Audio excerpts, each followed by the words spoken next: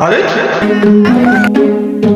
በፊት በጥምቀት ላይ ሎሚ ወረወራ ነበር የምናውቀው። አሁን ግን በሎሚ ማሳጅ። እግዚአብሔር ይመስገን፣ እግዚአብሔር ይመስገን። ተዋዶ ያለበት እስላም ክርስቲያኑ ተዘነጋሽ እንደ ኢትዮጵያ።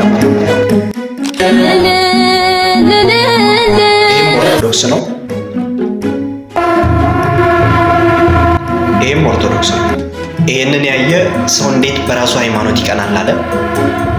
ይህንን ያየ ደግሞ ሰላም ጤና ይስጥልኝ፣ እንዴት ቆያችሁልኝ? ዛሬም እንደተለመደው በሚገራርሙ የሪያክሽን ቪዲዮዎች ተመልሰናል። ከእናንተ የሚጠበቀው ቪዲዮን እስከ መጨረሻው ለመከታተል ሰብስክራይብ እና ላይክ የሚሉትን ሁለት በተኖች መልካቸውን መቀየር ብቻ ነው። ቀይራችሁ ጀስት ፎር ፈን ከተመቻችሁ ቪዲዮ ላይክ ታደርጉታላችሁ። ቪዲዮን እስከ መጨረሻው እንድትከታተሉት ግብዣዬ ነው። ሌትስ ጌት ስታርትድ። ጥምቀት እንደዚህም ተከብሯል።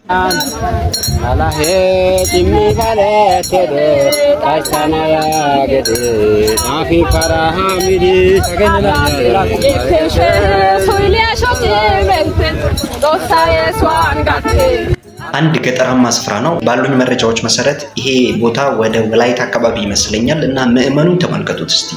ያለውን ነጠላ ከአንገት ላይ እያነሳ እያነጠፈ ደግሞ ቦታውም የማያመች ስፍራ ነው። በዚህ መልኩ ነው የጥምቀት በዓልን ያከበረው። እና ብቻ ይህን ቪዲዮ እስከ መጨረሻው ይቱ።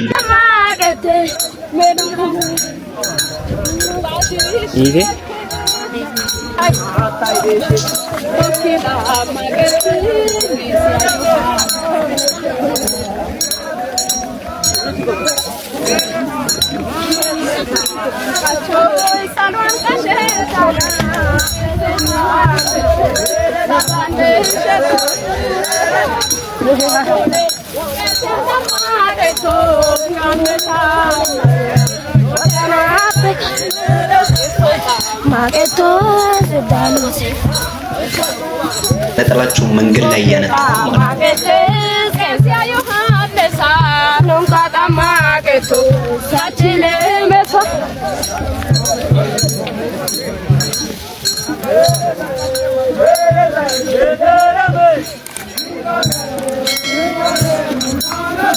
ለአገልግሎት እኮ በቃ ግዴታ ሀብታም መሆን የለብንም። እንደ ከተማዎቹ በቃ ከተማው ላይ ብዙ ብልጭልጭ ነገር ስላለ እዛ ብቻ ነው ብዙ ነገር ያለም ይመስላል።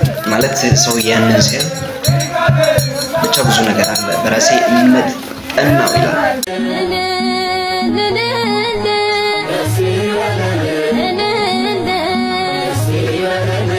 አጅበን መጣን ታቦተ ጉንን ልበላችሁ ተቀበሉን።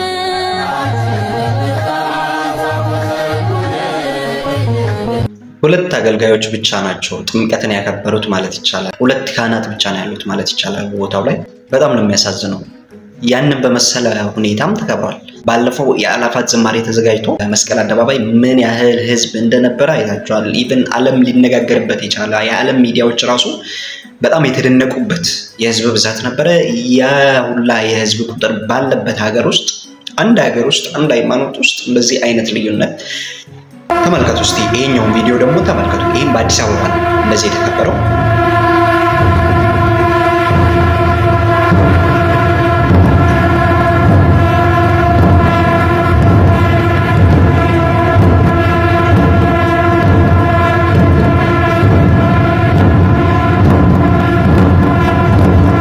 ብቸኛው 44 ታቦት የሚወጣበት አቃቂ ቃሊቲ ይላል።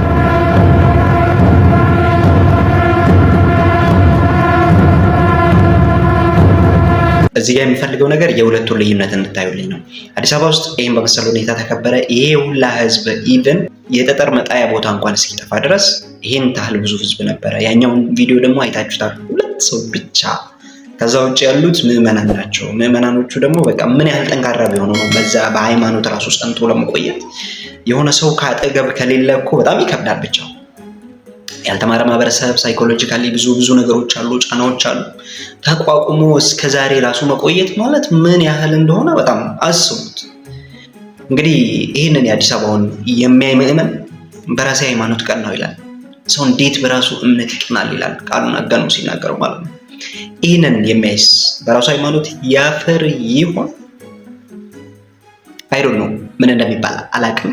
ባሉት መረጃዎች ይህ በዓል የተከበረው ወደ አርሲ አካባቢ ነው ይመስለኛል። በዚህ ሁኔታ ሊከበር የቻለበት አንድ ዲያቆንና አንድ ካህን ብቻ ያከበሩበት በዓሉን ማለት ነው። እና በጣም ልብ የሚሰብርና አንገት የሚያስደፋ ሁኔታ ነው። ይሄን ታህል ምዕመን ባለበት አንድ ቀን እኮ ነው። ተማሪዎች አሉ፣ ምኖች አሉ። እንደዚህ አይነት ቦታዎችን ማለት ቢጎበኙና ቢታዩ በጣም ትልቅ ነገር ነበረ። ደስ የሚል የበዓል ትውስታ ራሱ ይኖራል ብዬ አስባለሁ። ፍቅር ከሁሉም ይበልጣል ይላል። በዚህ ቪዲዮ የተረዳሁት ነገር ቢኖር እሱን ነገር ነው። ተመልከቱት።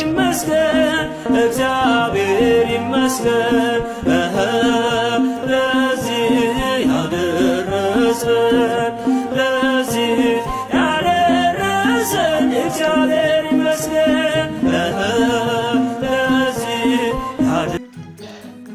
የእውነት ተዋዶ ያለበት እስላም ክርስቲያኑ ተዘነጋሽ እንደ ኢትዮጵያ መሆኑ የሚለው ግጥም እዚህ ጋር ድብን አድርጎ ነው ቦታውን ያገኘው ብዬ ነው ያሰብኩት።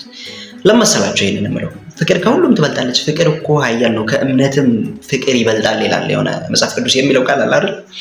እና በዚህ መንገድ አብረን መኖርን ብንለምድ ከዛ የሀሳብ ልዩነቶችን እኮ ኢቭን ሃይማኖትን ለመስበክ ራሱ በዚህ በፍቅር ካልሆነ በስተቀር በፍቅር ተሸናንፎ ካልሆነ በስተቀር እንደዚህ ሚዲያ ላይ እየረጫችሁ ጥላቻን እየዘራችሁ ምናምን በምታደርጉት መንገድ በፍጹም አታስቡ። በፍጹም በፍቅር ካልሆነ ምንም ልታደርጉ የምትችሉት ነገር የለም። በመሰዳደብ አንዱን ሃይማኖቱ በማንቋሸሽ ዝቅ በማድረግ ምናምን በምንም ታምር ምንም ነገር ልታደርጉ አትችሉም። ግን በፍቅር አብሮ በመኖር ቀስ በቀስ ሁሉንም ነገር ማድረግ ትችላላችሁ። ጥብቅ የታባት ጥምቀትን እናንተው ነው ያከበራችሁት ማለት ይቻላል። ደግሞ ብዙ ናቸው። ተመልከቱ። የሚነፋት ነገርስ ምን እንዳይረብሻቸው ነው ሌላ ነገር ነው።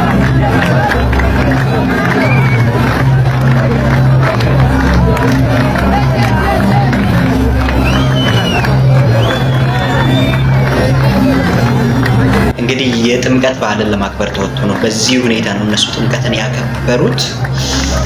አይ ዶንት ኖ አንዳንዴ ካለማወቅ የሚደረጉ ነገሮች ይኖራሉ።